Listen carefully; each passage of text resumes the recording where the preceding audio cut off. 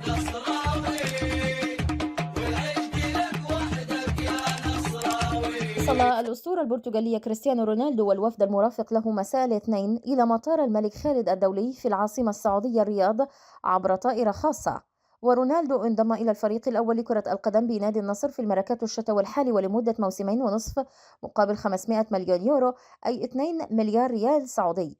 وبعد وصوله إلى العاصمة الرياض تفاجأ كريستيانو رونالدو والملايين من عشاق نادي النصر بتطورات مثيرة للغاية على النحو التالي: تحضير أغنية رسمية إلى رونالدو سيتم إطلاقها في حفل تقديمه لاعبا للنصر غدا الثلاثاء. شوارع العاصمة الرياض استقبلت الأسطورة البرتغالية بلافتات ضخمة تحت عنوان هالا رونالدو. الإعلامي الرياضي خوسي فيليكس نفى وجود بند في عقد رونالدو يتيح له الانتقال إلى نيوكاسل يونايتد الإنجليزي في الصيف القادم. هذا وترددت أنباء قوية عن بند في عقد رونالدو مع النصر يتيح له الانتقال إلى نيوكاسل يونايتد في موسم 2023-2024 حال تأهله إلى دوري أبطال أوروبا رسميا.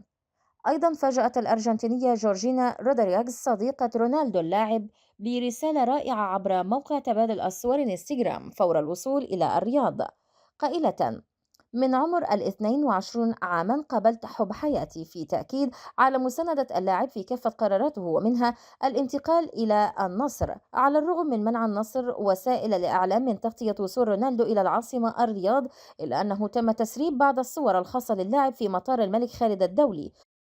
وظهر رونالدو في بعض هذه الصور بصحبة صديقته الأرجنتينية جورجينا رودريغز والتي حرصت على القدوم معه منذ اليوم الأول. تصدر خبر انتقال البرتغالي كريستيانو رونالدو إلى صفوف الفريق الأول لكرة القدم بنادي النصر عناوين الصحف العالمية. وأعلن النصر السبت التعاقد مع كريستيانو رونالدو لاعب مانشستر يونايتد وريال مدريد السابق لمدة موسمين ونصف مقابل 500 مليون يورو ليصبح صاحب أكبر عقد لاعب كرة قدم في العالم. هذا ومن المنتظر أن يرتدي رونالدو القميص رقم 7 حيث تم التوقيع في العاصمة الإسبانية مدريد بحضور مسلي آل معمر رئيس نادي النصر. ويرصد سعودي سبورت خلال الأساطير التالية أبرز عناوين الصحف العالمية التي رصدت خبر انتقال رونالدو إلى النصر. صحيفة AS الإسبانية: عنونت صحيفة آس الإسبانية في غلافها خبر انتقال كريستيانو رونالدو إلى صفوف النصر، حيث كتبت: رونالدو صاحب 37 عاما سيلعب أخيرا للنصر ليصبح 5 ناد في مسيرته. صحيفة ماركا الإسبانية: جاء عنوان ماركا الإسبانية: كريستيانو رونالدو يلقي كلمته الأولى الملهمة بصفته توقيعا جديدا للنصر. صحيفة ديلي ميل الإنجليزية: رونالدو ينضم إلى النصر السعودي ويتقاضى 175 مليون جنيه استرليني بعد خروجه المرير من يونايتد. حرصت جورجينا رودريغز صديقة البرتغالي كريستيانو رونالدو على تهنئته عقب إعلان نادي النصر التعاقد معه لمدة موسمين ونصف حتى عام 2025. وأعلن مجلس إدارة نادي النصر برئاسة مسلي آل معمر عن التعاقد مع الدولي البرتغالي كريستيانو رونالدو لاعب مانشستر يونايتد وريال مدريد السابق لمدة موسمين ونصف الموسم حتى عام 2025 مقابل 500 مليون يورو. ونشرت جورجينا صورة رونالدو رفقة مسلي آل معمر رئيس نادي النصر وهو يحمل قميص النصر، وذلك عبر خاصية الصور القصيرة على حسابها الشخصي على انستغرام. وأصبح رونالدو صاحب أكبر عقد للاعب كرة قدم في التاريخ بعد الاتفاق على حصوله 200 مليون يورو في الموسم الواحد، أي ما يعادل 500 مليون يورو في مدة العقد بالكامل.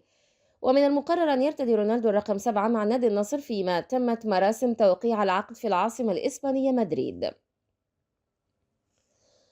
في خطوة منتظرة، انهالت جماهير نادي النصر على شراء قميص كريستيانو رونالدو عقب إعلان التعاقد مع الدون في الصفقة التاريخية التي أجراها العالمي. ومن المنتظر أن يرتدي رونالدو القميص رقم 7 حيث تم التوقيع في العاصمة الإسبانية مدريد بحضور مسلي آل معمر رئيس نادي النصر. وتداول جماهير نادي النصر بعضهم صور لهم وهو في أحد المتاجر الخاصة بنادي النصر، وذلك من أجل شراء قميص كريستيانو رونالدو الذي يحمل الرقم 7. ومن المتوقع أن تشهد متاجر العالم في جميع أنحاء المملكة زحام شديد خلال الأيام القليلة القادمة من أجل شراء قميص رونالدو بعدما أصبح لاعبا في صفوف النصر. حسم النصر السعودي صفقة تاريخية بعد تعاقده رسميا مع النجم البرتغالي كريستيانو رونالدو بعقد يمتد حتى عام 2025. وبات النصر أول فريق عربي يضم بين صفوفه لاعبين حصل على الكرة الذهبية بعد انضمام الدون الذي يملك في خزينته 5 كرات ذهبية.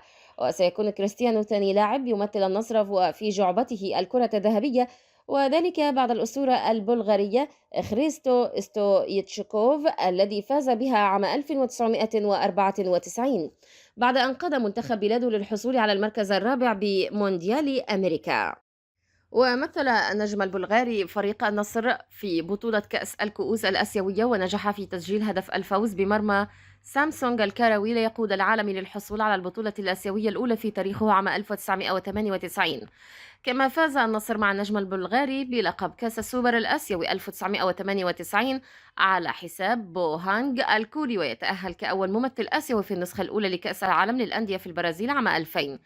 كان كريستيانو قد فاز ب5 كرات ذهبية مع مانشستر يونايتد الإنجليزي وريال مدريد الإسباني أعوام 2008 2013 2014 2016 2017.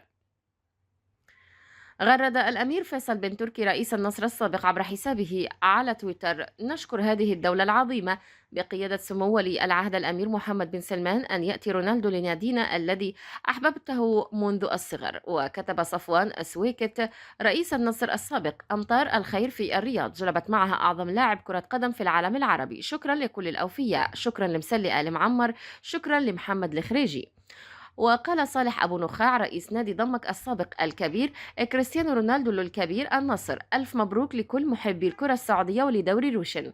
بدوره دون فهد العجلان العضو الذهبي بنادي النصر السعودي: مبروك للكرة السعودية ولنادي النصر التعاقد مع النجم العالمي الكبير كريستيانو رونالدو، بالتوفيق له وللنجوم العالمي في تحقيق المزيد من الإنجازات.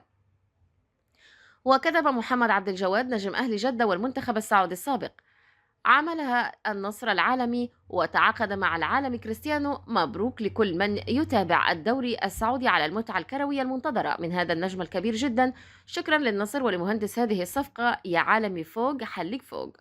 وقال فهد الأنصاري نجم المنتخب الكويتي السابق: لاعب كبير جدا وأحد أنجح الرياضيين وقيمة فنية كبيرة جدا في الجوهرة، حياك الله. علق عبد الكريم الجاسر عضو مجلس إدارة الهلال السابق والإعلام الرياضي الحالي: ألف مبروك للنصر والكرة السعودية التعاقد مع النجم الكبير كريستيانو رونالدو، صفقة أولى للدوري السعودي سيتبعها بالتأكيد صفقات أخرى قادمة سترفع من قيمة ومكانة الدوري. ووصل فارس عوض المعلق الرياضي الإماراتي في أكبر صفقة مالية تسويقية جماهيرية في تاريخ المنطقة في تعاقد لا تقل أهدافه خارج الملعب عن داخله، وخبر يتصدر عناوين العالم: أحد عظماء كرة القدم وهدافها الأول يكتب فصله الأخير بقميص العالمي بعد مسيرة ذهبية خارقة وأرقام قياسية خيالية. النصر يتعاقد مع كريستيانو في صفقة للجميع. وقال عبد الله البترجي رئيس أهلي جدة السابق: صفقة كبيرة ونقلة نوعية وتسويقية غير مسبوقة للدوري السعودي، خاصة بعد المشاركة الجيدة جدا للمنتخب في كأس العالم، بالتالي ستكون هناك صفقات على نفس النوعية للأندية الكبيرة الأخرى. ألف مبروك للنصر وجماهير